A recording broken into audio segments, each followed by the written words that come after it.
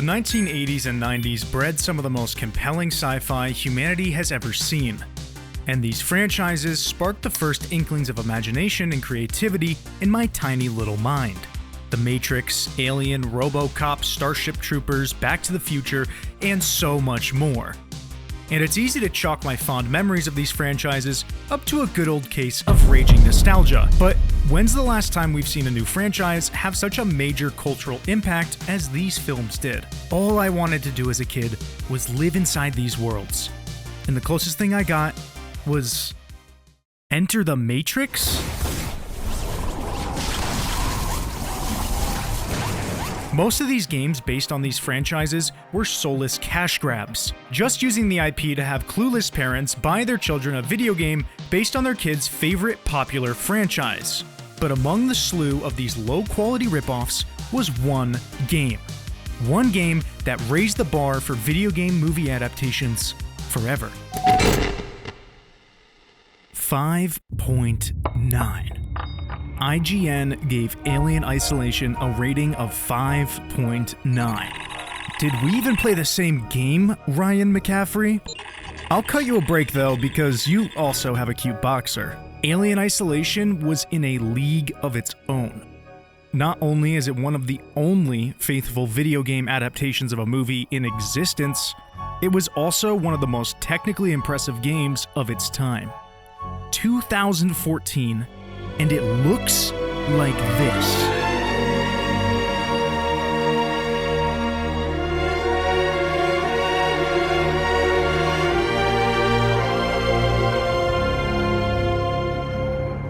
The developers made their own unique lighting system that not only looks amazing, but runs flawlessly. But beyond how impressive the visuals are, there is something Alien has done that has yet to be topped.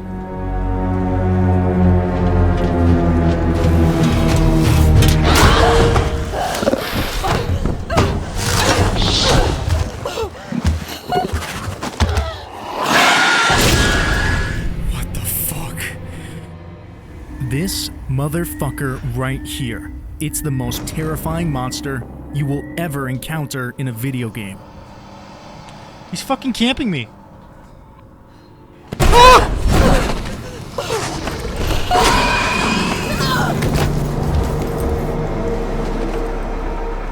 Alien Isolation takes place in the year 2137, 15 years after the events of the original Alien film, and we play as Amanda Ripley, the daughter of Ellen Ripley. We are part of a team who is investigating the disappearance of the Nostromo, the ship that our mother was aboard that suddenly went missing 15 years prior.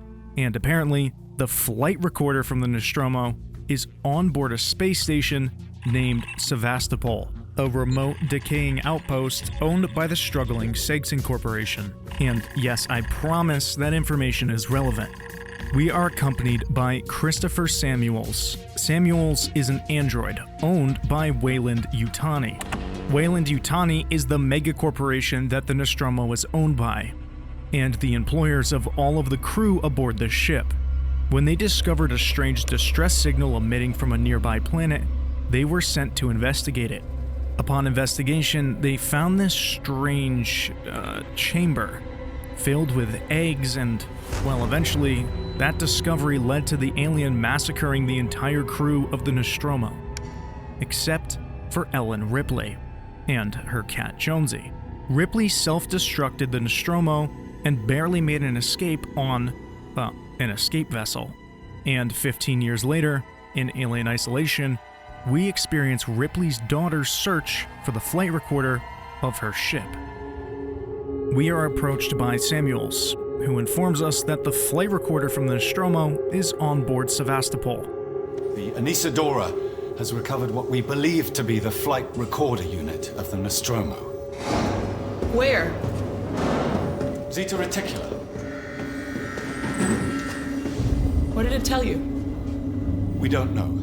And he suggests that we should go with him to retrieve it, as it might give us some closure. I know why you're working in the region where she went missing. You're still looking, aren't you? I've been cleared to offer you a place on the Torrens if you want to come along. Maybe there'll be some closure for you.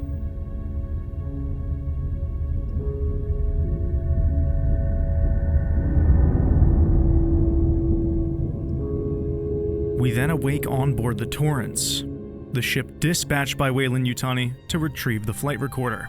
And as we wake up from our cryosleep pod, there is one unmistakable thing about this game that jumps out to me. The detail. My God, is it gorgeous. The scratches, the reflections, the lighting, it's all perfect. And keep in mind, this game began development in 2011.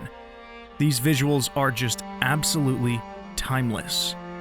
Not photoreal, but the ambiance is palpable. And nothing will make you feel more like being on board a claustrophobic spaceship quite like this game will. The humming of the lights, the level of detail on every panel, the maze-like nature of the halls, it's so undeniably coherent and believable. After taking a quick shower and getting dressed,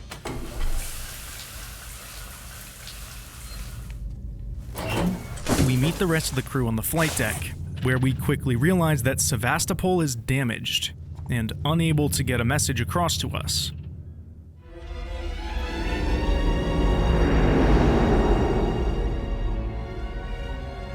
Can we see it? Switch to monitors. Sevastopol Station. Is that damage? It looks like damage. Punch up 74, tight angle. Looks like the dry dock bay is screwed. This is the Torrens. Say again? The station's comms seem pretty screwed up, so I fitted Samuel's suit with a radio booster. I can only keep the Torrens in transit for 24 hours. You'll have heard from us by then. Safe trip.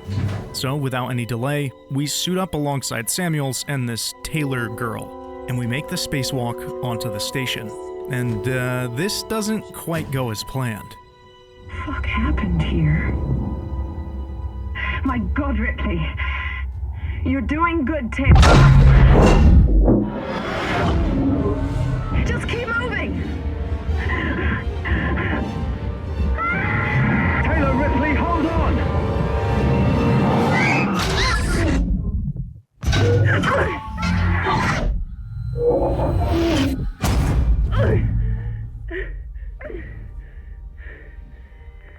Samuels! Taylor! Respond! Anybody!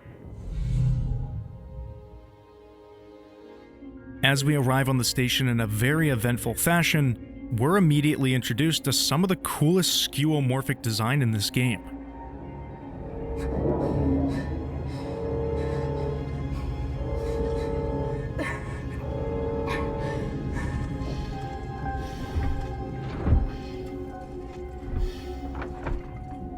Unlike most other games where you have an auto or manual save, or in some rare cases a physical thing you need to interact with, Alien not only makes you physically interact with something, but it makes you wait. A painfully long 3.5 seconds. This small delay makes saving a gameplay feature, because if you mistime your save, or make too much noise trying to reach it, it just might not work out for you.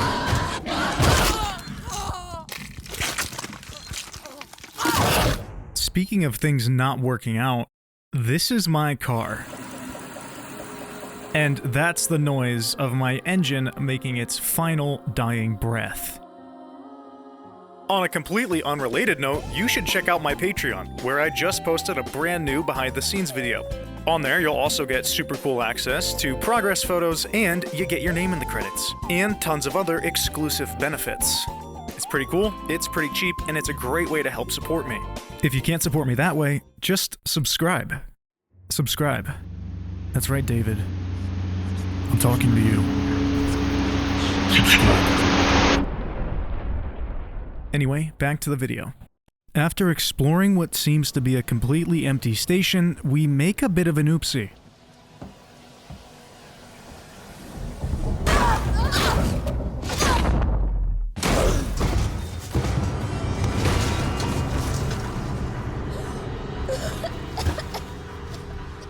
Somehow, we manage to survive that drop unharmed.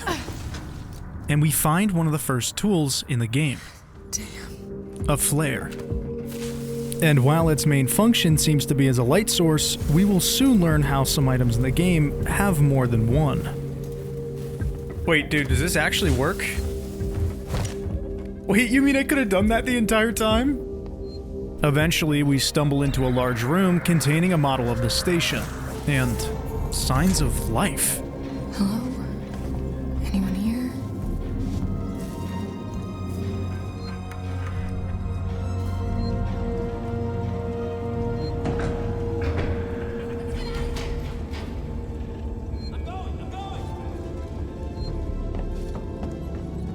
Apparently, we aren't the only ones left alive on this ship, which is a good thing, I think.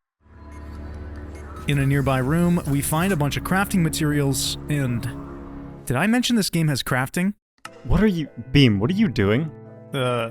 Making a pickaxe? Yeah. Beam, that's not how you do it, bro. No way! Crafting is one of the most important features in Alien. You're constantly scavenging for parts because almost every item plays a very vital role. They help you hide.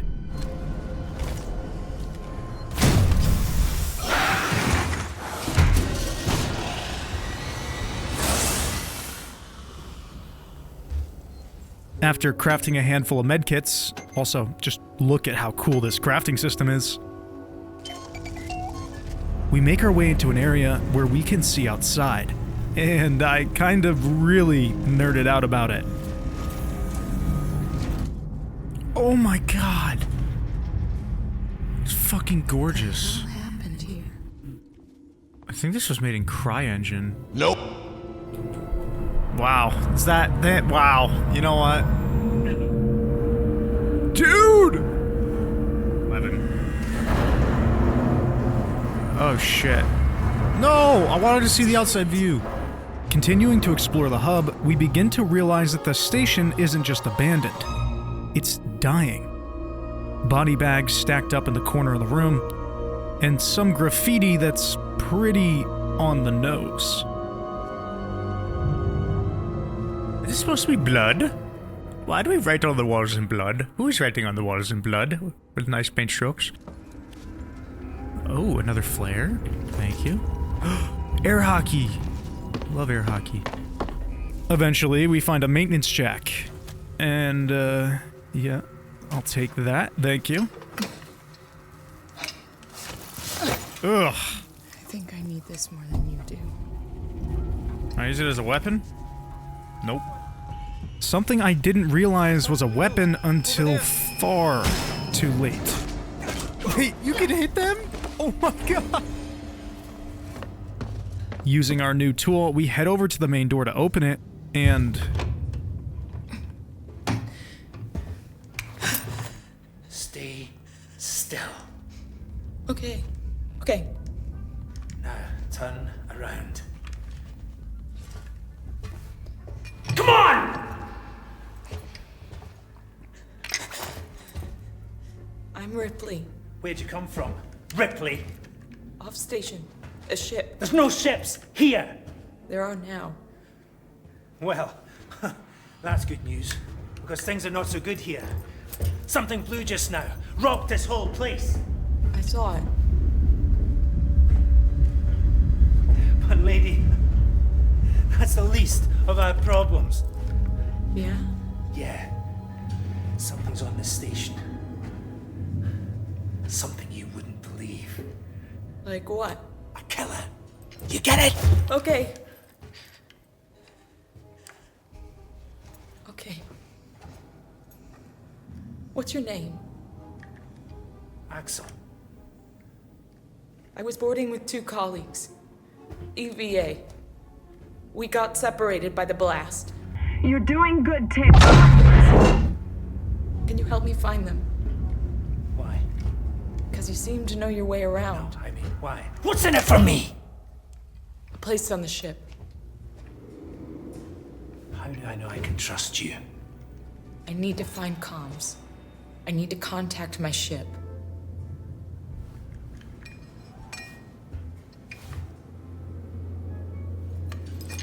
this is your lucky day.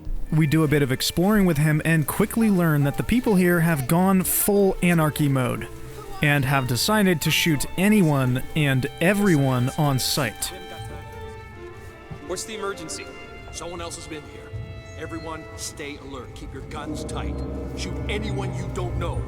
Because what else would you do when there's a killer on the loose? And yeah, I guess having less people to help you is definitely a good thing. We tried turning the power onto the cargo bay to make an escape, but that would just be too easy, wouldn't it? Axel, behind you. What? Thieving son of a bitch. You bums think you could take me? Alright, time to execute my trick. You...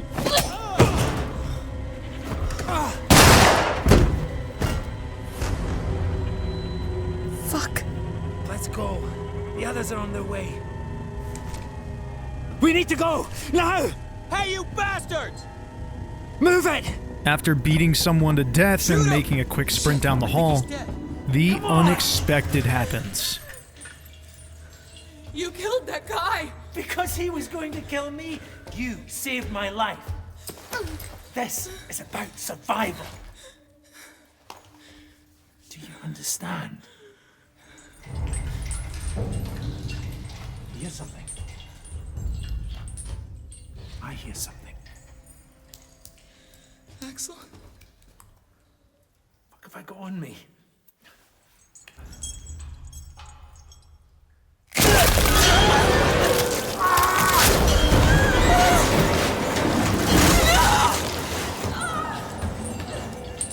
Okay, I don't know if it was just me, but I knew this guy was expendable the moment I saw him. Yeah? Yeah. After this, we end up taking the transit tram to a different section of the station, in hopes of finding a way to communicate with the Torrens, so we can get the hell out of here. And let me tell you, this was the absolute most frustrating part of the game. See, I made the mistake of playing the game on Nightmare difficulty, because I accidentally thought that this was the difficulty that had the recommended way to play the game flavor text. And oh boy, did I pay for that mistake. Bit of an editor's note, but I actually, I did play on hard difficulty, not Nightmare. Turns out I just suck at the game. See, if I was a smart person, I would be using the flares in my inventory to try to distract these guys. But instead, I kept boneheadedly trying to brute force my way through. And this strategy didn't work out too well. Okay, that's cool. Alright. Oh my god, what? Dude, oh my god, I've been doing this for like an hour now. Fuck! Eventually I figured out that these guys are absolutely enamored by the flares. Like cavemen seeing fire for the first time.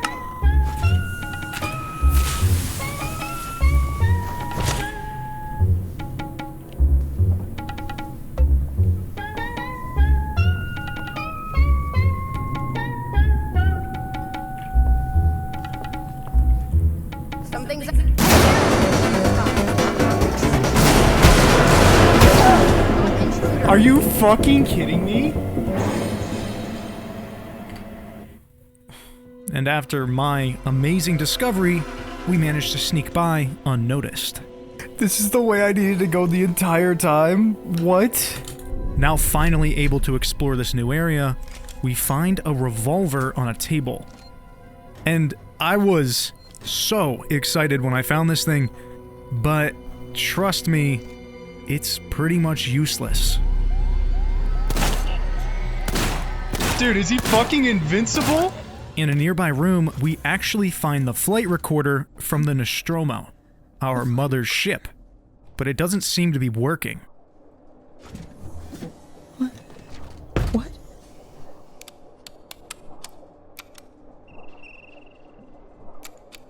No! God damn it!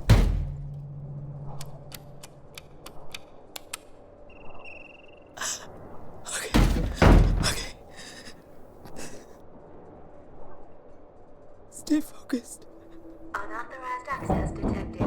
Security lockdown initiated. Please wait for security check. After expressing our frustration, we find a hacking tool in the same room, which lets us explore new areas. And you may not know this, but Alien Isolation is a bit of an open world game in a sense. You can backtrack and revisit every place you've been to. The only problem is there really isn't any reason to, unless you're trying to get every one of these collectible ID tags. And as we'll see, this station is massive. Using the hacking tool to enter the security room, we disable the security lockdown, and oh shit.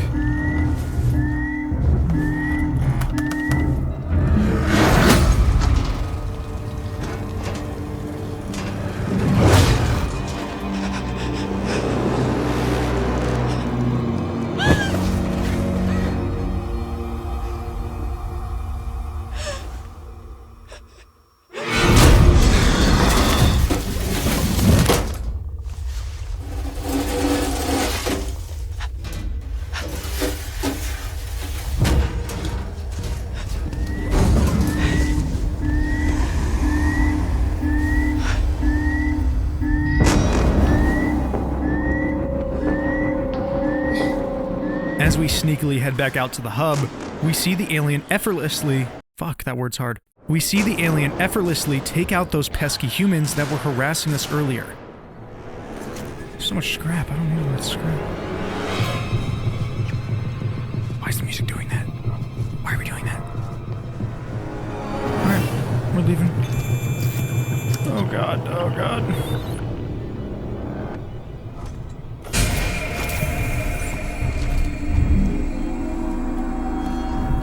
Oh, hard I'm coming. After a very intense escape, we get to meet these, cheaper Seegson synthetics, who are leagues more uncanny than the Weyland-Yutani ones. Hello? My name's Ripley. Amanda Ripley. I need your help. Please take a seat. Someone will be with you shortly. No wonder Seegson is losing the tech race. Seegson. Tomorrow, together. We're not playing God. Some say God created man in his own image, but here at Seegson, we know where our boundaries lie. Our working Joe synthetics are instantly recognizable and distinguishable from the real thing, and are programmed to act that way. And as we're about to learn, this uncanny feeling that we get from them is our brain's fight-or-flight response being completely rational. Oh my god. Oh!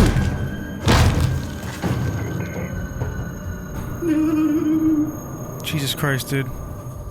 And now, we come face to face with these guys. And let me tell you, I was a bit of an idiot for walking all friendly right up to this guy after what I just witnessed. My attention. Come with me. Oh, get off me! What the fuck? Get off me, get off me. You fucking... Oh shit! Dude, I didn't know they would come at me like that, bro. What did I do? I just figured, well, it looked like he was acting in self-defense.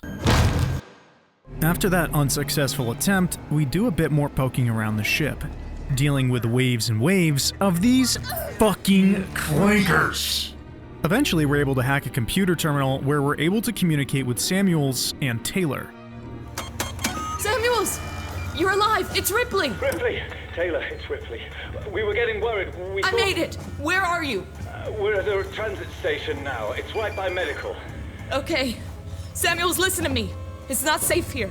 Seegson's got this place locked tight. Their goddamn androids are killing people! That's impossible. It's contrary to primary synthetic programming. I've seen it, Samuels. I guess Seegson's got a different idea about synthetics. And there's something else here. A creature. It's big and it's lethal. Ripley, slow down. A creature? It's a life form. An unknown type. Some kind of alien organism. It's extremely dangerous. You and Taylor need to make... Taylor is hurt. She was injured by debris during the crossing. How bad? I can't move her. I need medical supplies. We need to treat and pack the injury. And the Torrens? The radio is broken. I can't contact Verlaine. We're on our own. Shit. Okay. I'll come to you. Keep your eyes open. I'll send a transit car to you. They tell us to meet them back at the tram station, so we start making our way back. This part of the game is absolutely soul-crushing. Hostels nearby? What do you mean hostels nearby? What the fuck do you mean hostels nearby? There's no hostels nearby. Fucking crazy game, man. Why would there be hostiles nearby? I'm chilling out here.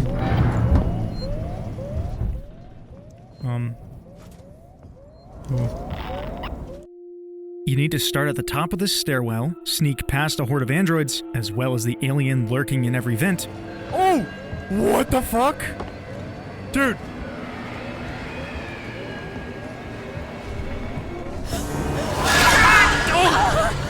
What the fuck? And then once you make it past that, the alien begins to walk around this annex, waiting to spot you as you have to make a run back down the stairs and into the train station, where you can finally save. And you're probably thinking that I'm criticizing the level design.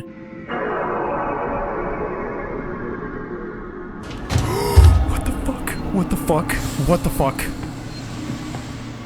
Dude, why was it running like that? There's not a locker there. Oh god. He dumb? No. He a dick? Oh god, fuck! Dude! Oh, what the fuck? Fuck, I didn't save my game. I'm killing. Not going to overreact. Oh my god. No way, dude. Oh my god, I'm all the way back here. After several attempts, we managed to make it back to the tram where we saved the game. Let me save the game. Save the game. Yes! Oh, I'm gonna cry. And take the next train to find Samuels and an injured Taylor. Ripley, Taylor's over here. Ripley? Is that Ripley?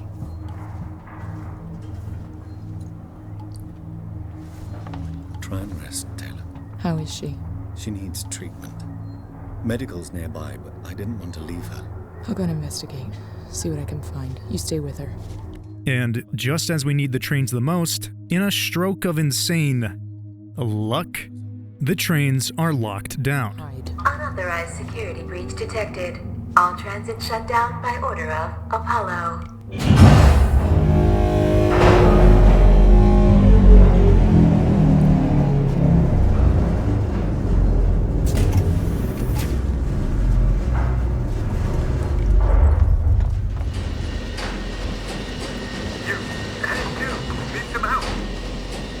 I need a doctor.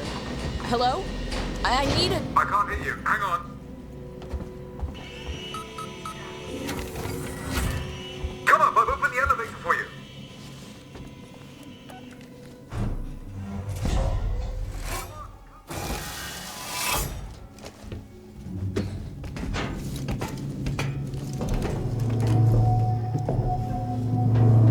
After a marathon's run worth of vent crawling, we make it to the clinic, where we meet this fella.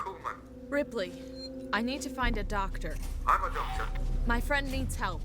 Medical supplies. Me too. There are no supplies on this level. But there are plenty downstairs in the hospital dispensary. How do we get there? Do I look like I'm in any fit state? He tells us he's in no fit state to help us. Actually, no. He asks us if he appears to be in a fit state, as a rhetorical. But, yeah, you fucking do look to be in a fit state. You appear to be in a much more fit state than us, considering everything that's happened to us.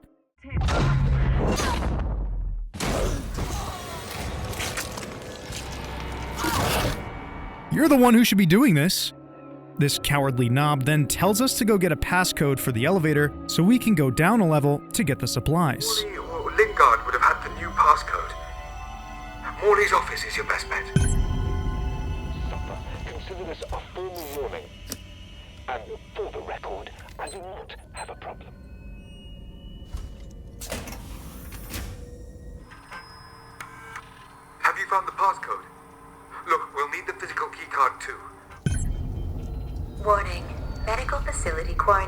breach detected. Warning. Relax. Medical I'm facility. just trying to find out what that is. You focus on finding that keycard. Shit.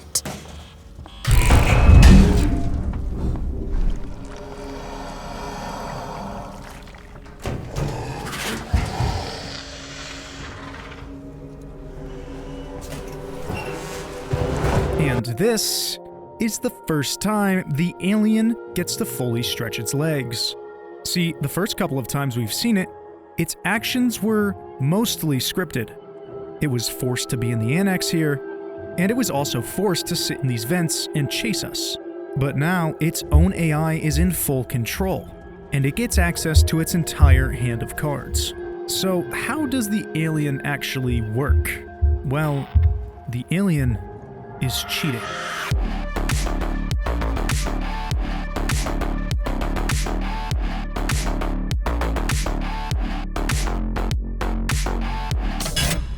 The xenomorph doesn't behave typically. See, most enemy AIs in games, and even horror games, will walk a pre-programmed path, or wander from room to room. If you appear in their line of sight, they chase. If you make what the game considers to be a loud enough noise within its hearing radius, it will either immediately chase you, or go to the spot where you made the noise. And for the most part, that usually sums it up. But in Alien Isolation, the alien's AI is much more complex. It will literally pretend to walk away. It'll slam into vents or drop down from the ceiling in another room to make you think it's gone. It's creating these noises specifically to lure you out of hiding. If you think the alien is gone, it isn't. It's just getting creative.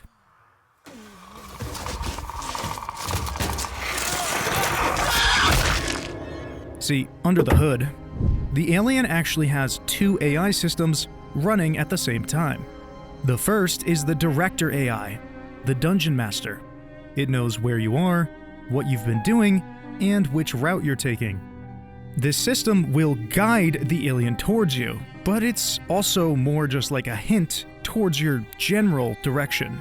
And from there, the Alien AI takes over. The Alien AI controls the creature itself, and that one doesn't know exactly where you're hiding. It's hunting based on sound, line of sight, and its knowledge of your previous location. This AI is completely unforgiving, whereas the Director AI is there to constantly, and I mean constantly, keep pressure on you, literally to the point where it gets exhausting. But the alien has one more trick up its sleeve. It adapts to you. Specifically, you. There are several strategies that you will develop naturally while playing the game. Some people like to hide in a locker at the slightest hint of alien movement. Some people use distractions to make opportunities for a quick escape. And, well, some of us go the scorched earth route. But the problem is, if you use any one of these strategies too frequently, the alien will pick up on it and adapt to it. Use your flamethrower too often, it gets braver and somehow a bit more fire resistant. Hiding in lockers too much, it'll just start yanking those bitches right off their hinges without any warning. Using the motion tracker religiously, yeah, that'll make this thing basically useless because the second you pull it out, the alien comes barreling towards you. And even using distractions, the alien will eventually realize they're bullshit.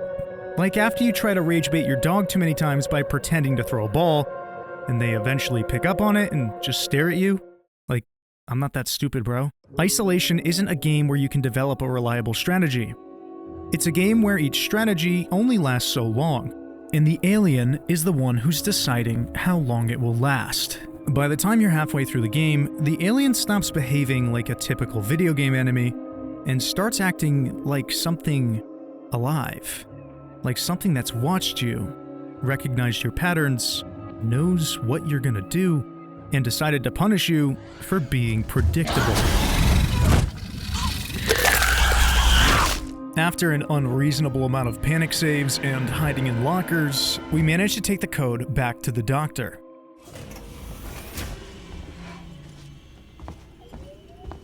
Damn you, Coleman! You knew that thing was here! Now that's unfair. I thought it might be there. There's a difference. Now, the passcode. 1702, okay? Now let's get down to the dispensary. Of course. A promise is a promise. I'm sorry for putting you through this. I'm going to step into the other room to punch the code in and prime the elevator. Then we can use the keycard to take the elevator down. This guy's dead. Oh, look at that standing animation. That was great.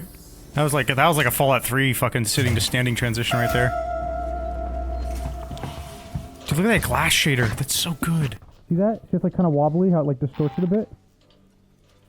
There. I'll collect my things and we can leave. Oh, it's gonna come through the vent right there.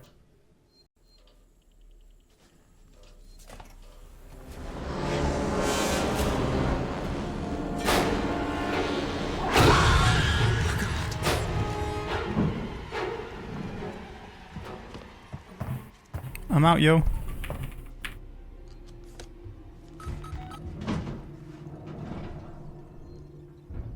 I'm cooked.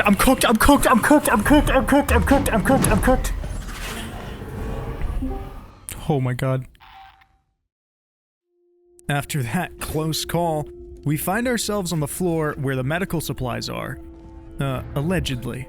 And, man, the lighting here is just gorgeous. As somebody who soys out over good-looking lighting and all that fun 3D VFX stuff, they really went above and beyond here. Especially considering this game has no ray tracing, DLSS, frame gen bullshit. And this was designed to be played on a GTX 760. After a bit of research, I found out that the developers, Creative Assembly, were using something called planar reflections. This method basically creates a camera in the floor, or whatever is reflective, to capture and render an image of what the reflection should look like at the angle from the perspective of the surface, and then project it back onto the surface. While this is still more computationally expensive than some other methods, it's still leagues cheaper than true ray tracing, and it looks so good. After getting teased by the xenomorph,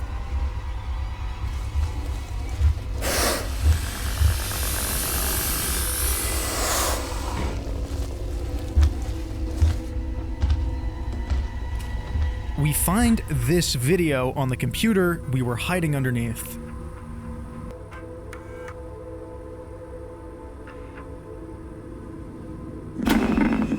This is Lingard, Senior Medical Officer at Sevastopol Station. I want to state for the record. I have been placed under duress with regards to the compromised patient Zero. And Ransom, Seegson's head of operations, he made certain threats for my career and my certification. I want that on record.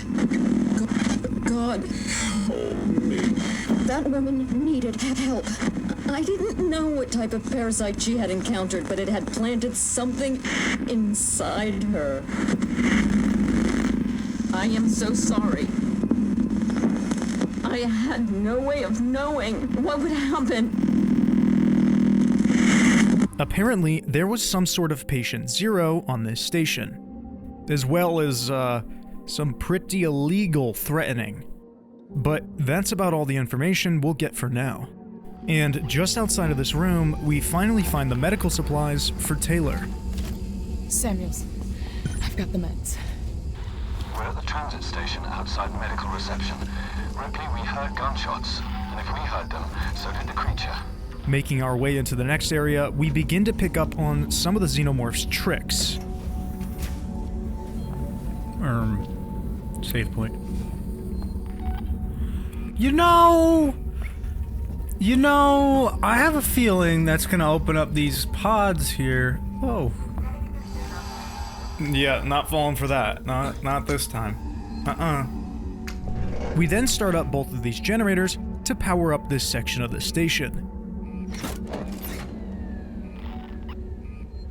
And this is one of dozens of examples of some of the coolest use of controls in a video game. Depending on what you're interacting with, you will have to use your controller or keyboard in a way that mimics what you would really physically be doing. It's minor, but it's one of those things that take the immersion to the next level. Turning on the generator has a bit of a negative but expected consequence.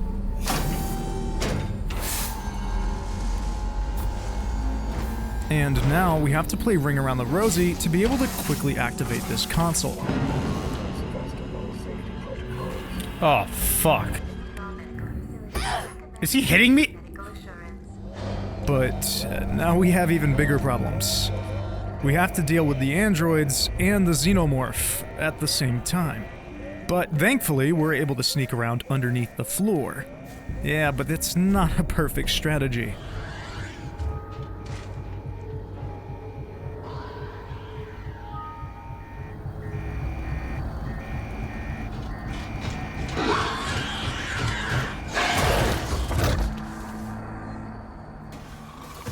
I think I deserve that, to be honest. That was pretty dumb of me. And after all of that... Cutscene. You gotta be kidding me.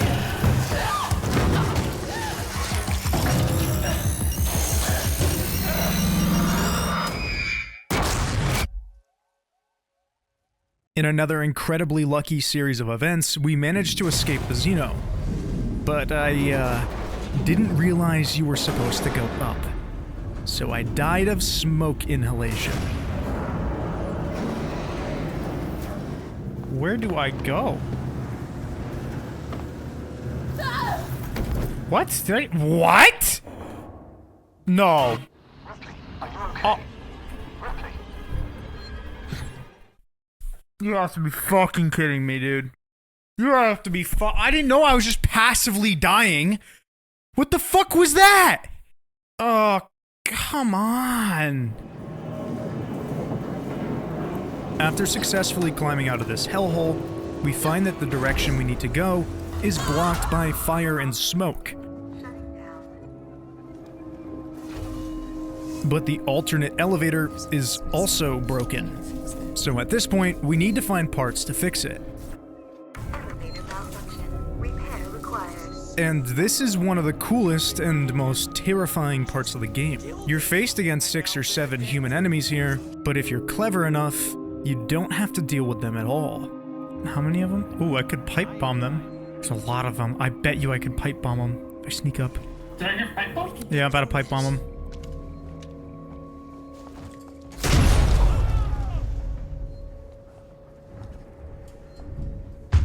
Oh, there's the alien! Let's fucking go! Yes! Peek! Oh, don't run at me! Don't run towards me! Don't run towards me. After the alien is finished, you just look at the carnage, knowing it's lurking nearby. Like, literally, right above us. We head into a nearby warehouse to look for parts for the elevator, where we encounter the first friendly android we've seen so far. But I had zero faith in this fella at first.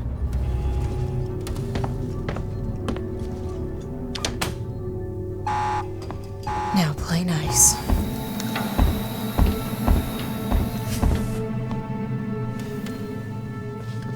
How can I help you? I need a compression cylinder. Components warehouse. Row 1, stack B. Follow me.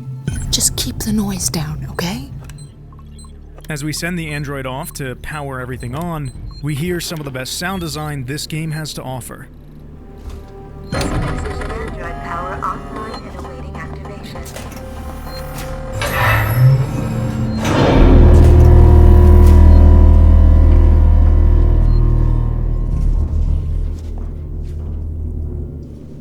Might have pissed off the alien a bit. The sound team for Isolation wanted to keep the aesthetic from the original 1979 film. The style of what people in the past thought the future would sound like, aka retro-futurism. Most of the sounds in this game were made with the original recordings from the film, just adjusted in post to fit modern standards. But if you just sit back and bask in the environment, you can really hear it come through. When you're not in utter panic while the xenomorph is hunting you down, it's almost comfy.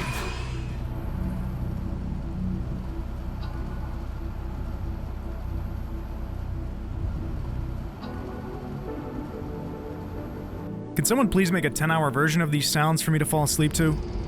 Oh, yeah, of course it exists already. Every button, computer, humming light, and creak is just so crisp. And unlike most other games, the scary chase music doesn't cue until you can actually see the alien, which means it can be sneaking up behind you and you'll have no idea. Whereas in other games, this is what can sometimes happen. That's boss music. Oh! Don't look behind us! Every single sound, from the music to the ambiance, the sound effects, Amanda's breathing, it all changes based on the situation. And yes, I know this dynamic system is not unique to Isolation, but you can just tell how much love went into it. As we follow the android to the storage shelf we need to go to, one of the funniest things in this game happens. Stupid clanker. What a dumb clanker.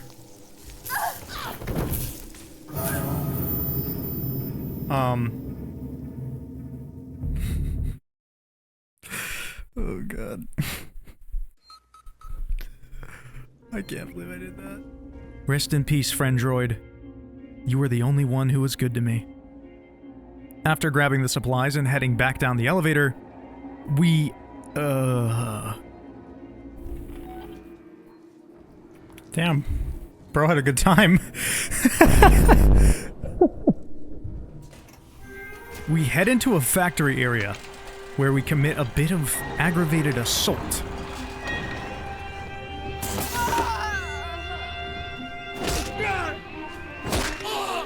And we finally meet back up with the gang. I sent you a clear directive not to land on station. I told you we didn't hear your message. We understood you would be... Hey! Identify yourself. Ripley, from the Torrens. Relax, kid.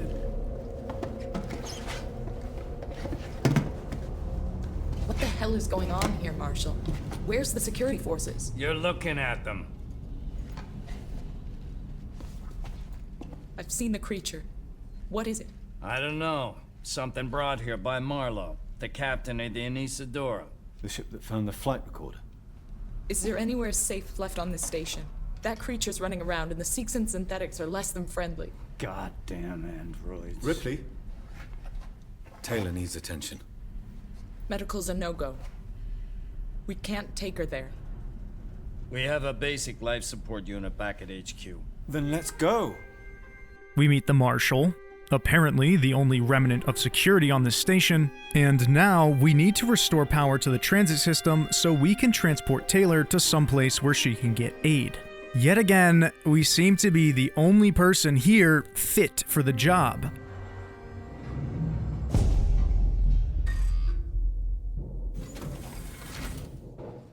After dealing with the asshole who shut down the transit system,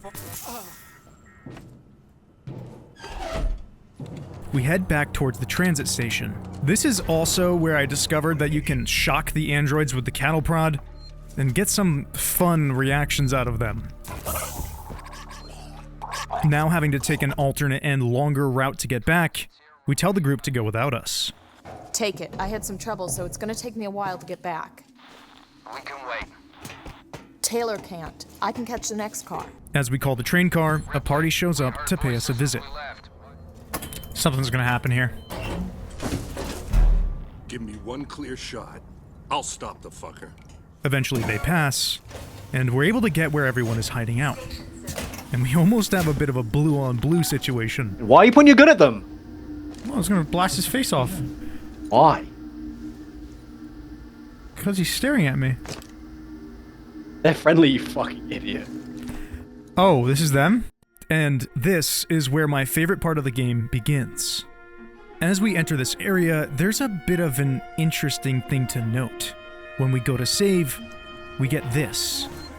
Hostiles are nearby. And when we pull out our motion tracker, we see a couple of blips in the room with us.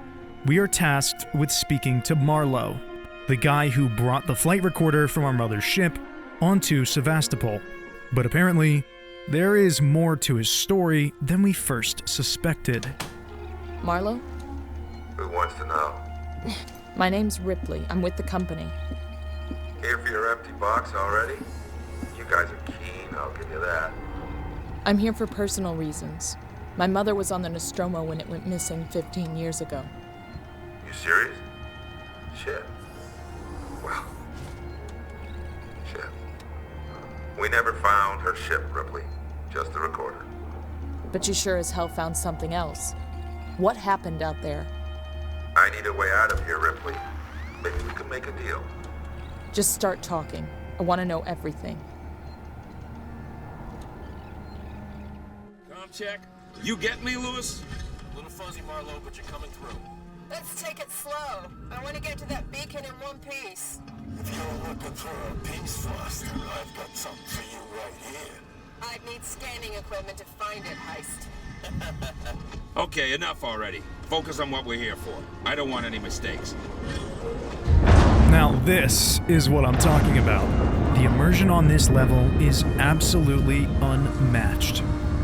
There's no HUD, all you can hear is breathing and conversation over the radio, and we get to experience the desolate, alien egg place in first person.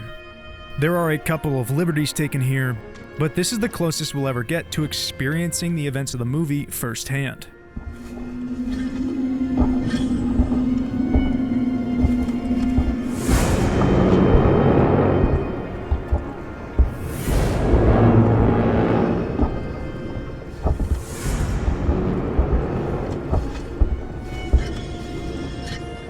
Everything that we see is from the perspective of Marlowe, retelling his experience. And apparently, he and his crew are the second group of humans who have visited the derelict. Just like in the original film, someone goes down to take a look at the eggs, which leads to them being infected with the xenomorph parasite. Amazing. How old must this be? What is it? A cockpit? And make this a ship. Ha ha! I think we found our payload. Come on!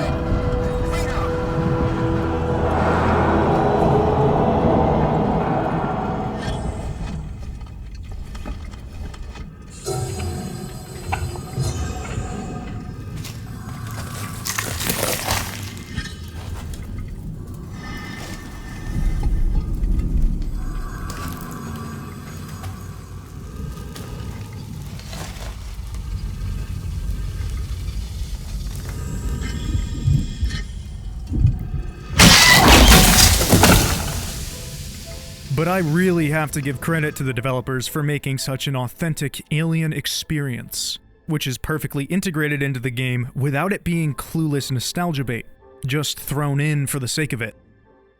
And after all that, Marlowe still won't give us the location of his ship. I want to know more. Everything. Where's your ship? If we can break the comms lockdown, what are the codes to bring it in on auto? If you want more, then you need to get me out of here. Not happening, Marlowe. But while interrogating him, something comes through. The alien is here. And apparently, we have a plan. Wait! My board in the tech spire just lit up like a Christmas tree. It's here. Plan B. Set it up. Whatever's happening, I want in. Okay, this way. Got something here you'll need. After checking in on Taylor, who seems... okay, we finally get the flamethrower. Let's hope this thing works. It's an animal. Animals are afraid of fire. But we won't be using it just yet. Heading back to the transit station, we patiently wait for a tram to arrive, which takes us to the tech spire, where we're supposed to take care of the alien by ourselves. After a close call with the xenomorph on our way to the tech spire, we methodically begin locking it down, in hopes that we can seal it off from the rest of the station. And at this point of the game, you'll be conditioned to be extremely paranoid about overhead vents. And while doing this, I stumbled across this really strange room, which had a door that Amanda is terrified of.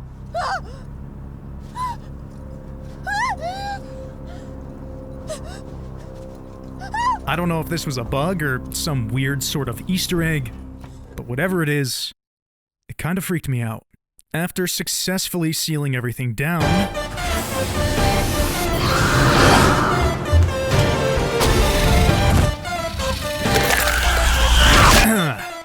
After successfully sealing everything down... You have to be kidding me. You have to be kidding me. This fucking... After successfully sealing everything down... Oh, come on! Okay, you get the point. I died a lot. Eventually, we actually seal everything off and meet Ricardo to activate the emergency lockdown procedure. There's an override command that allows you to initiate the emergency lockdown. It's on the terminal behind the reception desk. Ricardo, server reception is closed off. Good job. Come through to the server farm, quietly. And from here, we are sent to the server farm to hack into the system, to initiate the shutdown.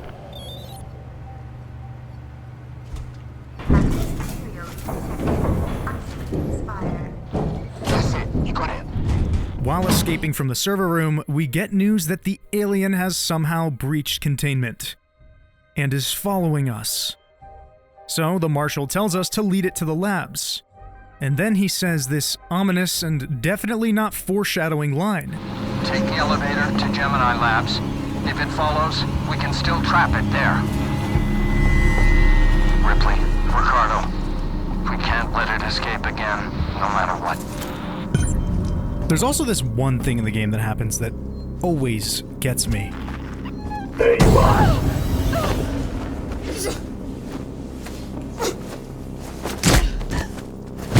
After restoring power to an elevator, Marshall directs us to a new place called Project KG-348. Let me know when you're there. So, after some very liberal use of the flamethrower, and yeah, remember how earlier I said that if you use the flamethrower too much, the alien gets used to it? Well, I'm about to feel the repercussions of that. To put things into better perspective, the section of the station we're headed to is extremely tiny and can be separated, and they want us to lure the alien into it so they can eject it into space with the alien inside. Sound familiar? After restoring power to this section, we try to make an escape, and... Don't fucking do this to me! yeah. They just locked us in here and decided to eject us into deep space. With the alien. What just happened? Huh? After somehow making it to the airlock, after a nausea-inducing spin, we go for yet another freefall through space.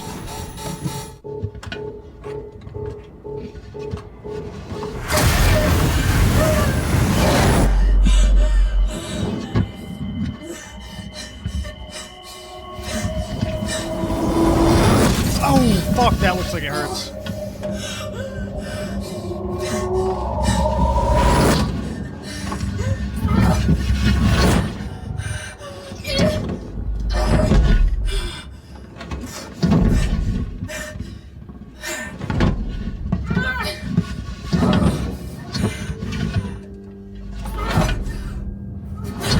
And somehow, we're lucky enough to land next to an airlock again.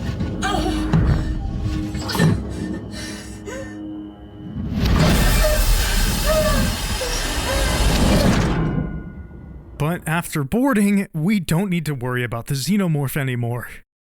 Right? Right?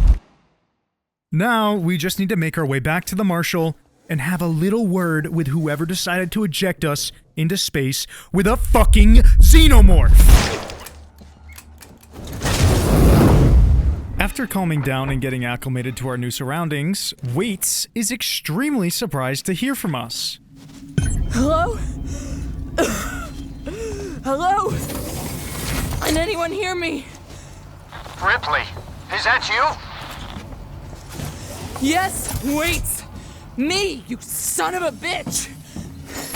You locked me in! You blew the lab into space! I had no choice. No choice at all. You saw that thing. You saw what it could do. I had to get it off the station. By any means necessary.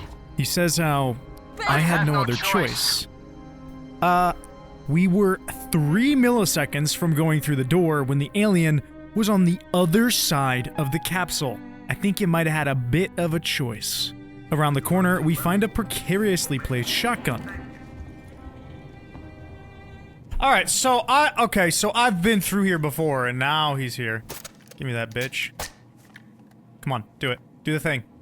She didn't fucking. Oh, come on. She. Come on. And oh boy, I can't wait to use this. Oh, and something I just noticed is our shoes. Yeah, we get to wear the same Converse that our mother did in the movie. Yeah, okay, that's kind of obvious, but these kind of Easter eggs are sprinkled everywhere. The shoes, this little drinking duck thing, even these little origami unicorns, which are actually a reference to Blade Runner, which was also directed by Ridley Scott. It's safe to say that the developers were pretty big fans of the franchise. After entering this corridor, we encounter the hardest puzzle in the game. No, it's not the hacking tool. It's not one of those cool puzzles on the terminals. It's finding a tiny button in a very obscure place. Press this tiny little button on the floor cleaning machine Roomba so that it can go and open this random vent. This had me running back and forth for like 10 minutes down this tiny hallway, absolutely dumbfounded.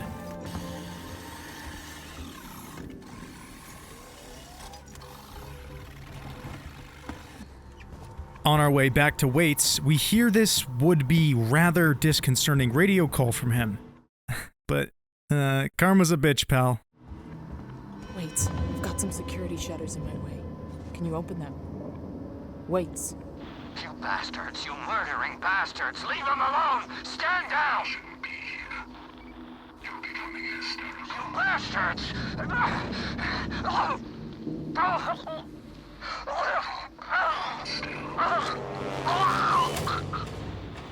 Wait! Wait! We eventually make it back to the Marshal Bureau and find Ricardo alone. He tells us that the androids slaughtered everyone, except for himself, Samuels, and, well, Taylor's condition is unknown. Rip, they're all dead. The androids slaughtered them. Why? Why the fuck? I don't know, but I think Samuels does. Samuels? Why? Wait, sent him to access Apollo. I need to find him. Have you seen Taylor and Marlowe? No. They're not here. I think they may have got clear. Ricardo. Ricardo! If I go after Samuels, can you run this place? I need eyes and ears. I'm not fucking staying here. Ricardo, I need you to do this. Can you man the station and keep me covered? Ricardo! Yeah, sure. Of course. Sit tight. Lock the fucking doors and don't let anyone in. Look after me. I'll come back for you. Oh no. You mean to tell me that the guy who decided to needlessly launch us into deep fucking space with a killer alien died? Ooh. We tell Ricardo that we need to find Samuels so that he can interface with Apollo. Apollo is essentially Mother, but just the Seegson version. It's this autonomous AI system that directs crew members where to go and what to do. And more importantly in our case, has control over the androids. While looking for Samuels, we find this. What the fuck happened to this guy? What the fuck, dude? And it turns out this is a clever little nod to the movie. After a bit of, adventurous exploration,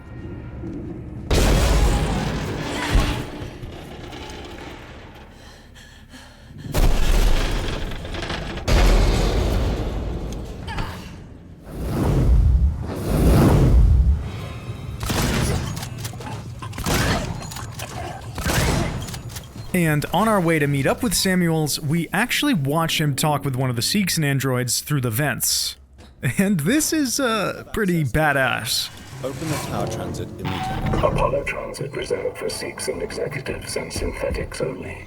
Right. Then I'll have to find a way to talk to Apollo directly. Biocontainment hazard level Omega. All permissions rescinded. I don't have time for this. Human mentally unwell? Are you having an emotional breakdown right now?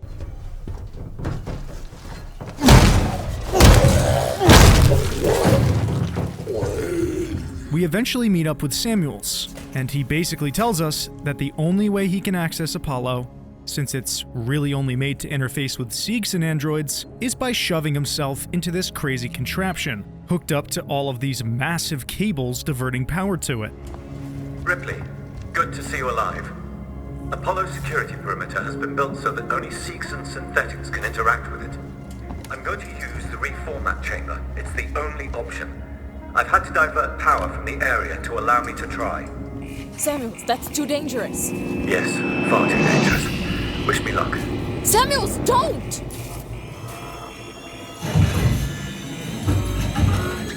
Warning. Apollo connection initiating. Apollo, infection has been purged. The creature is no longer on board. The station is safe. Request that all hazard containment operations are suspended. Alert. Unauthorized connection. Ripley, Apollo's rejecting me. We might be in trouble. Samuels? Apollo is trying to stop me from interfacing. Oh no! Amanda!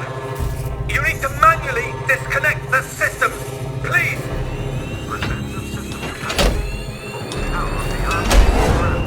Got it, Samuels! Just the last one now, Ripley.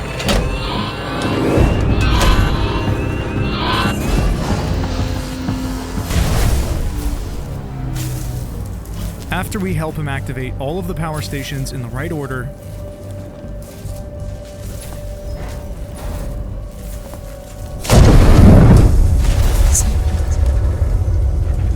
You're dying. You talk like I've had an actual life. I thank you for that. Samuels. The Apollo transit is open. Once you get into the core, it will talk to you. You did that for me. I wanted Amanda Ripley to have closure. somehow the only person who, well, wasn't a person, was the best to us. Really gotta hand it to Samuels. He was a real one. In his last act of heroism, he gave us admin access to the Apollo core, and a mode of transportation to get there. So now all we need to do is head down there and open it and override the androids. On our way to the Apollo transit, Ricardo plays a tape that he found, involving Taylor and Marlowe. You're Marlowe, right? Yeah. I'm Taylor. Sector Exec Wayland Yutani. Oh, the big guns now, huh? Not some girl with abandonment issues? Leave Ripley out of this. She's just looking for closure. I'm looking after Wayland Yutani interests. And I'm looking to get out of this fucking cell. Maybe we can do a deal. Maybe. This is being recorded. You understand? I saw. Red lights on. I want data. The location of the planetoid where you found the derelict. All data you have on the origin of that organism. I can give you that. And a way off this station. You just have to let me out. I can probably agree to those terms. Clearly, Taylor is playing a larger role than we originally imagined. She's here to get data about the alien, but how could she have possibly known about it in the first place? As we get closer to Apollo, we reach a security checkpoint where we're forced to forfeit our weapons before we can move on. Firearms detected. You've got to be shitting me. Place firearms on security conveyor. What's that sound? I thought this was America! What's even the point of the Second Amendment if I can't concealed carry my flamethrower and pipe bombs? Now we're forced to return to our old ways. No more confidently sprinting around with the flamethrower. It's back to hiding in lockers and chucking flares down the hallway. In the station where we go to actually access Apollo, the androids are wearing these orange rubber suits, which conveniently make them immune to electric shock, aka my cattle prod, aka my only strategy for dealing with them. But I gotta hand it to them, they do look pretty fly in these things.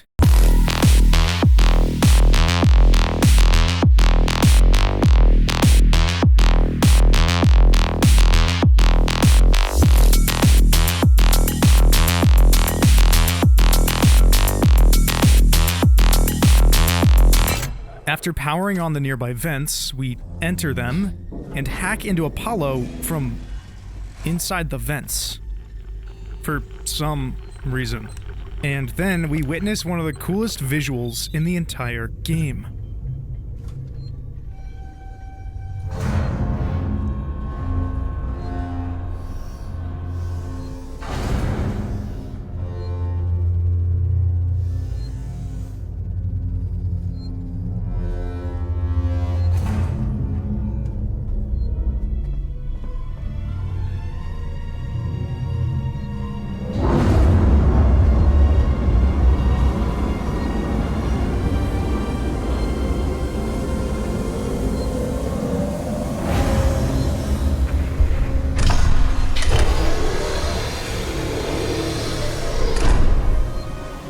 As we enter Apollo, we try to disable the androids, but it denies us because of Weyland-Yutani Special Order 939.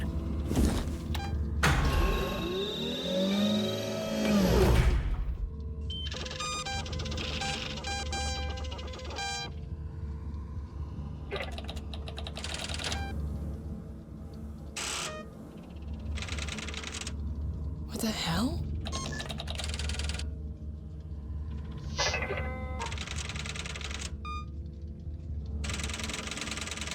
Two days after we left. You're kidding me. Remember, Weyland-Yutani is the company we work for, who sent us here to retrieve one of their flight recorders. But apparently, 2 days before we left to come here, they purchased this station, and are now prohibiting us, or anyone, from disabling these hostile, murderous androids. Apollo then tells us that its primary objective is to protect the specimen, maintain quarantine, and disallow communication. Obviously, the specimen is the alien, but when we try to tell Apollo that it isn't here... It isn't on the damn station. It simply responds with negative, and apparently something is wrong with the reactor. Also, you can make a tripwire bomb with Why these. not ask me about Sevastopol's safety protocols? Why not go fuck yourself? While still running away from these upgraded orange suit androids, we find this, which is just so satisfying to use.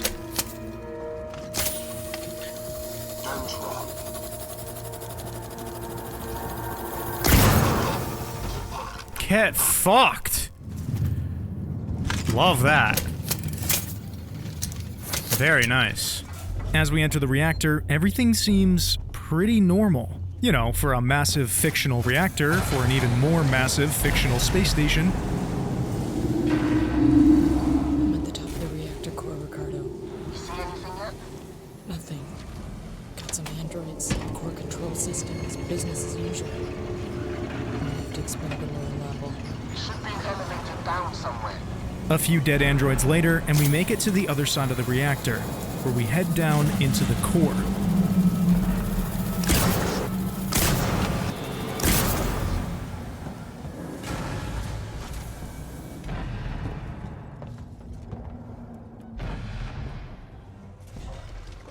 God, no. Ricardo, they're all here. Everyone that's missing. Everyone. They're trapped in some kind of nest. There are eggs. It's like a farm. Shit. Just get out of there. Now. Keep in mind, our original mission was to simply retrieve a flight recorder. Now, we're inside an alien-infested reactor, trying to destroy it all. And, somehow, the alien is back.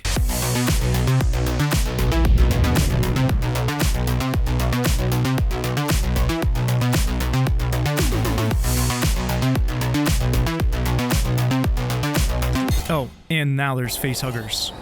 A little underwhelming, though.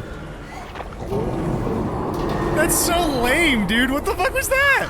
After we overload the core...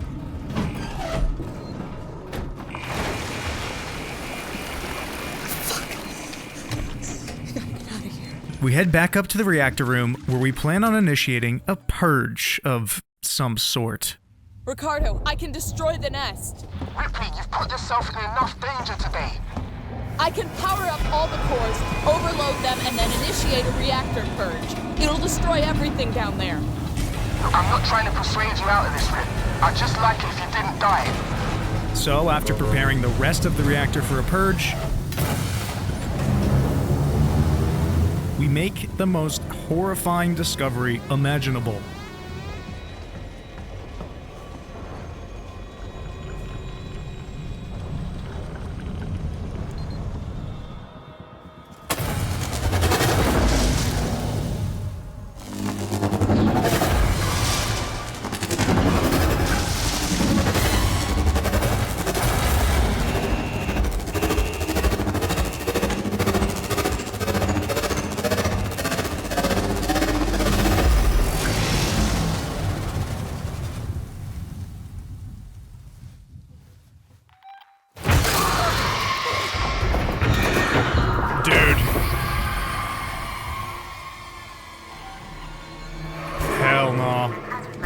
I'm so cooked.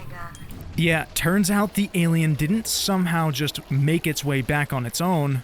Turns out there's fucking hundreds of them that have been nesting inside of the reactor. And we just pissed them all off.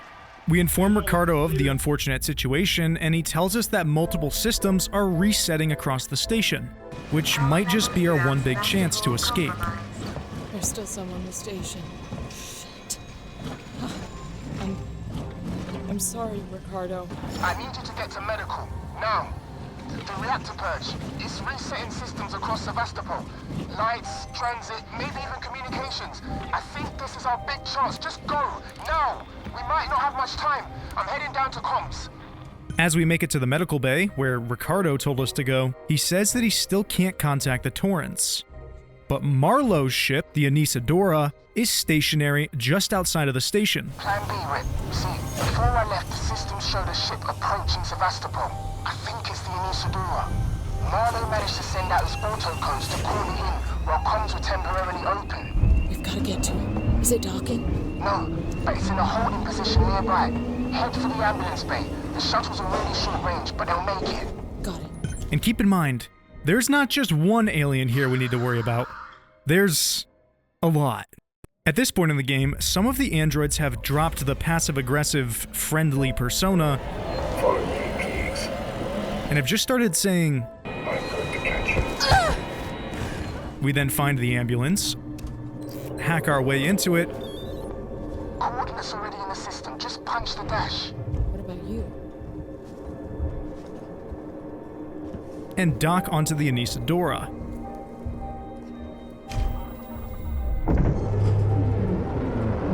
But unfortunately, we lose our connection with Ricardo. Ricardo, can you hear me? Out of range.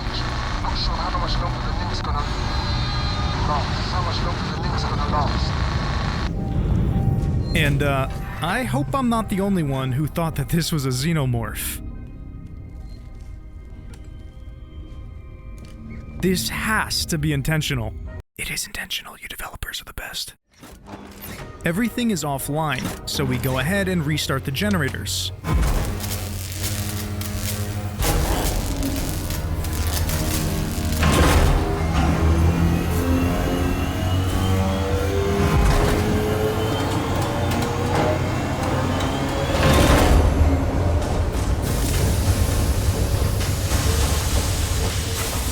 Ricardo, in case you're hearing me, I've got the Anisadora's basic power systems back online.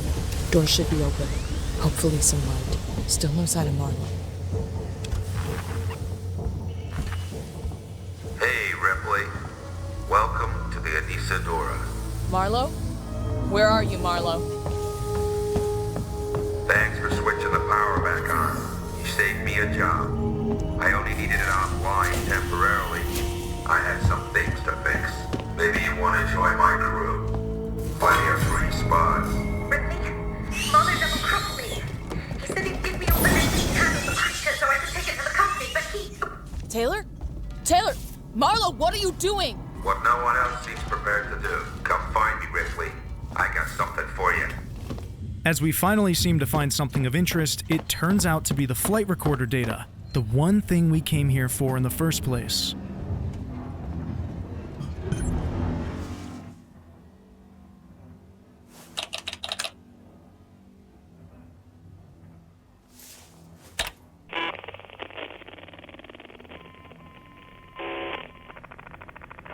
Added report.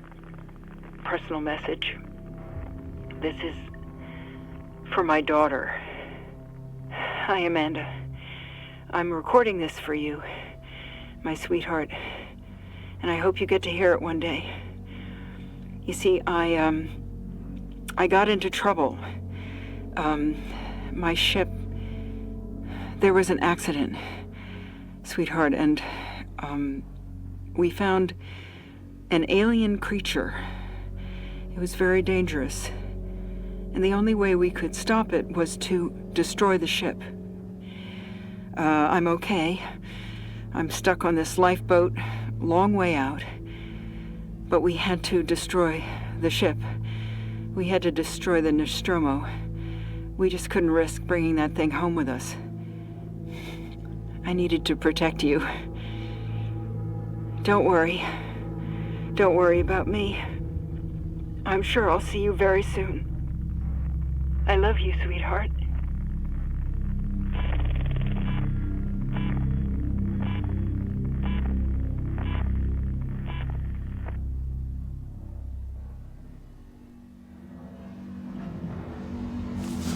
Oh my God. Our one piece of closure. After that heartbreaking and shocking discovery, Marlowe shows up, holding Taylor at gunpoint. Now you understand.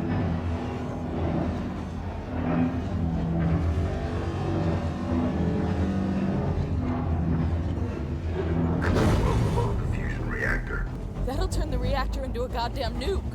You'll destroy the ship and the station. It will annihilate every trace of that creature. Ripley, it's the only way. I can't let it live. And I'm not letting the company have it, or they'll just start the whole thing over again. And honestly, he's got a point. These things keep seeming to multiply. And I mean, they've already basically killed everybody else on Sevastopol. Why potentially subject the rest of humanity to them?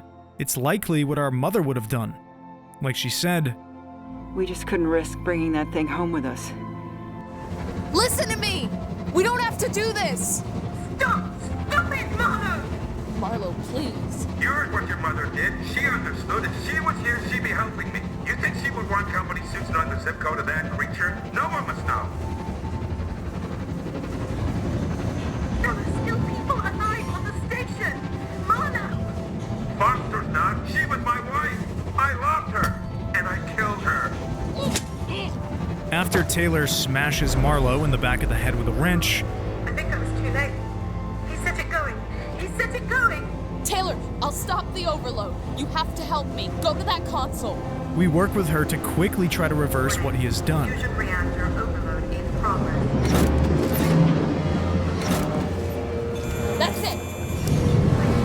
Something's happening. I don't understand. Primary systems collapse. Total system-wide cascade failure. Oh, fuck! Marlowe forced an overload. The ship's gonna tear itself apart. Warning. Critical collapse. Warning. Critical collapse.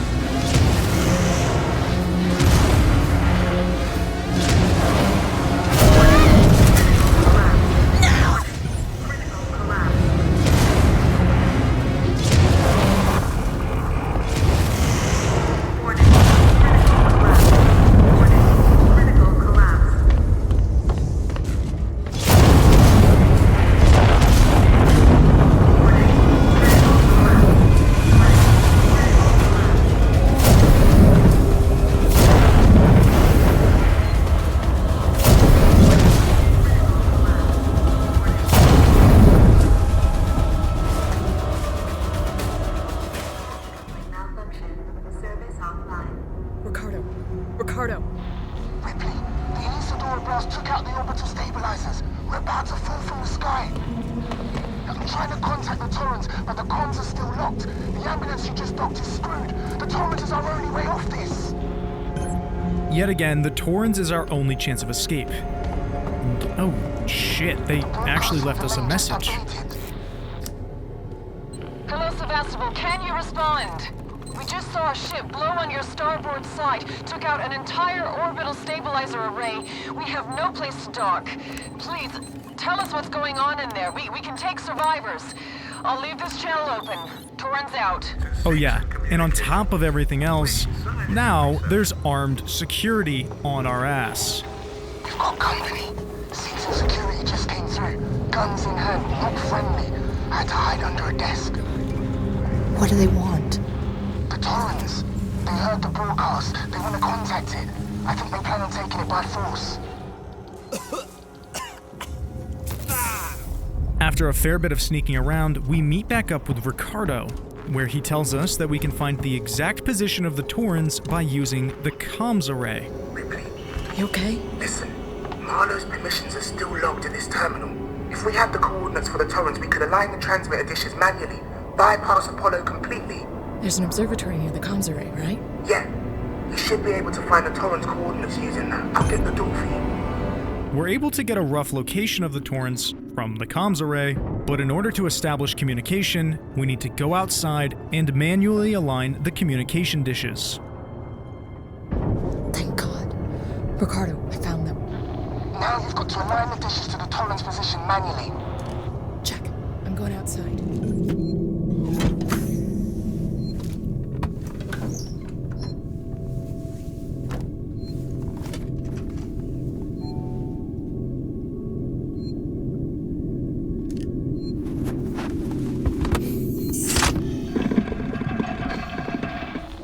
Hurry! All hell's gonna break loose when Sevastopol starts to fall.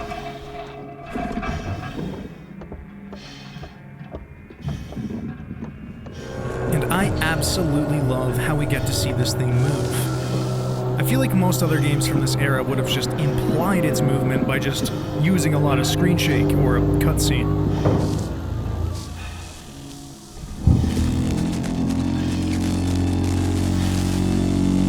As the dish aligns into place, we are finally able to communicate with the Torrens. Torrens, this is Ripley on the station. Are you reading me, Verlaine? Ripley, what the hell is going on over there? Bad things, Torrens. There's an alien organism here. It's deadly. We need urgent extraction. A what? There's no time to explain. Please, Verlaine. There's nowhere for us to dock, Ripley. The station's tearing free from its gravity mooring. I've seen a towing platform below the spaceflight terminal, but the Torrens umbilical isn't built for it. You'll need to extend the tow platform clamp station side. Just get into position. Now, all we need to do is dock with the Torrens. We try to tell Ricardo the good news, but... Ricardo, get ready. We're leaving.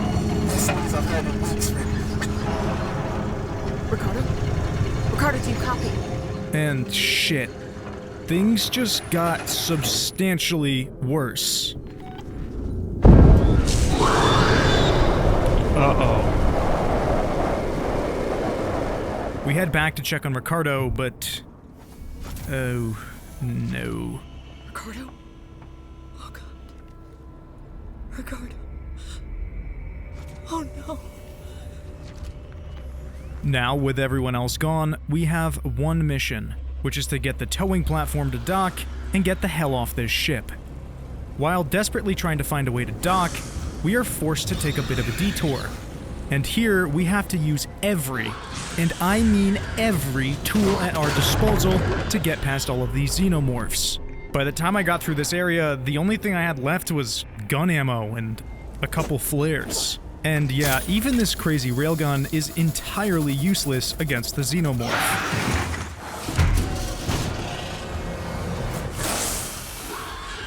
Oh, and to make things even better, the aliens are even more aggressive and fearless than before. Eventually, we make a big circle all the way back to the command deck, where we begin the docking procedure. Verlaine, can you hear me? Are you close enough for radio contact? I'm here! Ripley,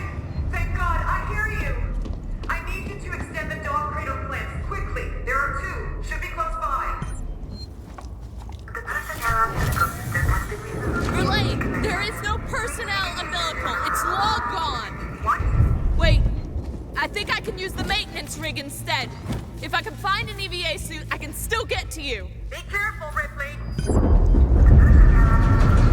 However, the typical method used to get onto the ship Sevastopol is docked to is destroyed.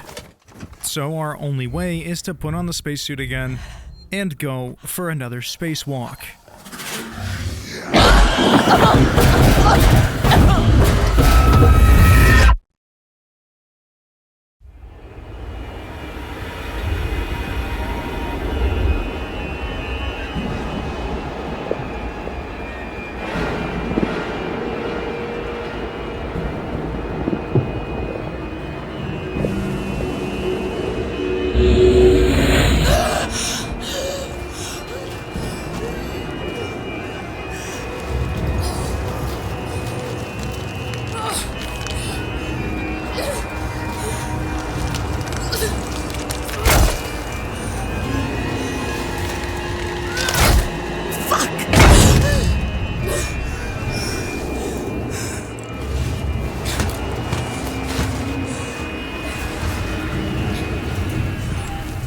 Now, the station is completely gone. And in our desperate attempt for escape, we have to play Frogger with trains going Mach 7. Jesus! Just let me make it through here.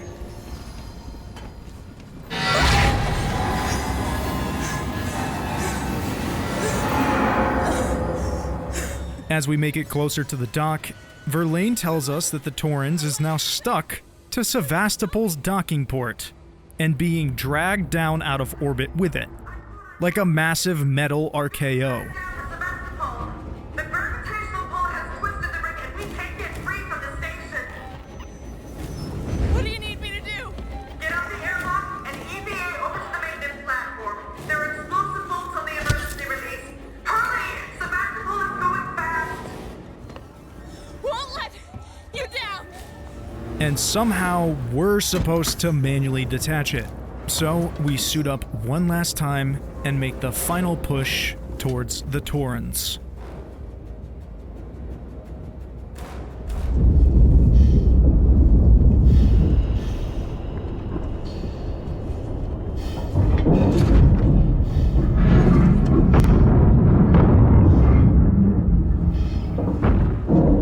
I'm here, Verlaine.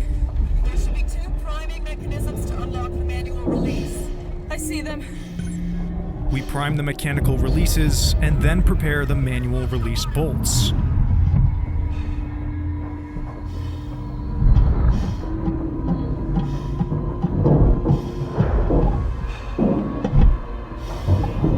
And this little process is the exact same thing that our mother did on the Nostromo to self-destruct it. And as we pull the final pin,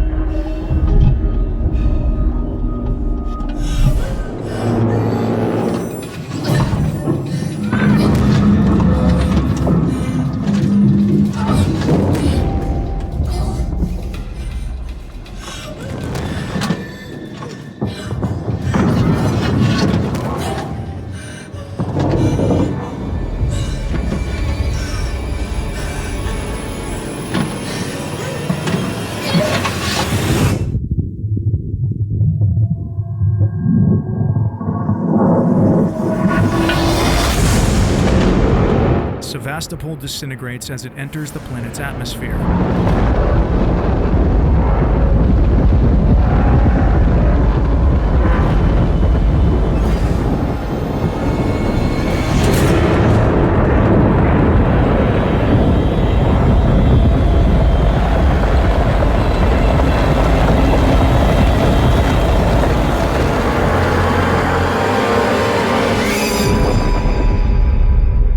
Somehow, we've managed to reboard the Torrens.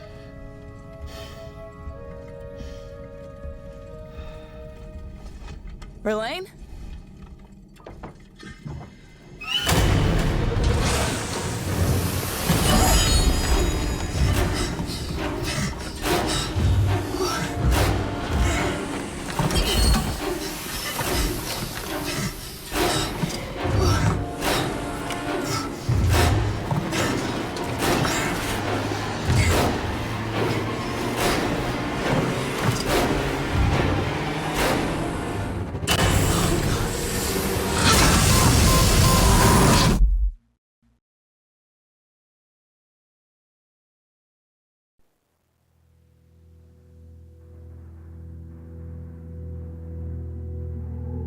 Again, in direct parallel with our mother, we are forced to launch the xenomorph into space. But this time, we're going for a ride with it.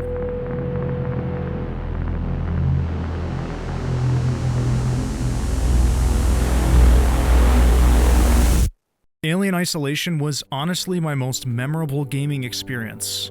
The atmosphere, the modeling, the sound design, the world building, all of it led to one of the most immersive experiences imaginable. And to think that Ryan McCaffrey gave this a 5.9. Almost every other review was an 8 or above. So what did he really have to say about this game?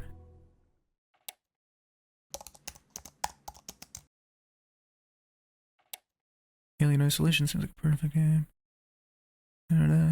It's a shame that Isolation doesn't track stats, because I'd be curious to know how many of its roughly 15 to 20 hours I spent hiding in lockers, staring at the motion tracker, and most of all, how many hundreds, yes, hundreds of times I died without a chance to save myself. But it can't sustain that momentum for even half of its campaign, and it turns out to be a hugely disappointing and frustrating slog.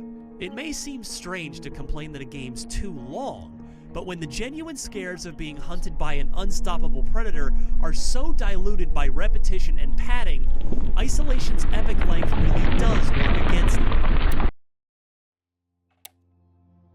Hundreds of deaths? Hundreds.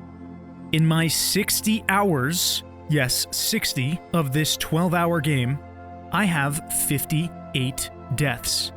And I feel like I died a lot. So if you felt like the game dragged on too long, it might just be a bit of a skill issue there. But I think one of the more interesting things about this game that isn't talked about as frequently is the DLCs, specifically the Last Survivor DLC. The other two DLCs are fun in their own right, but they're more like mini-games. Dude, why the fuck is there a timer? And a scoreboard? What? Last Survivor lets you directly control Ellen Ripley and the series of events that she experienced during the original film. It's honestly such a great fan service, and it's one of the things that got me to play the game in the first place. Alien Isolation was a beautiful love letter to the original film, and was clearly made by people who were extremely passionate about the franchise, and not to mention, extremely talented. All I hope for is that in the future, we'll see something that can come close to this. And I just pray to God that they aren't gonna use Unreal Engine 5. Shit.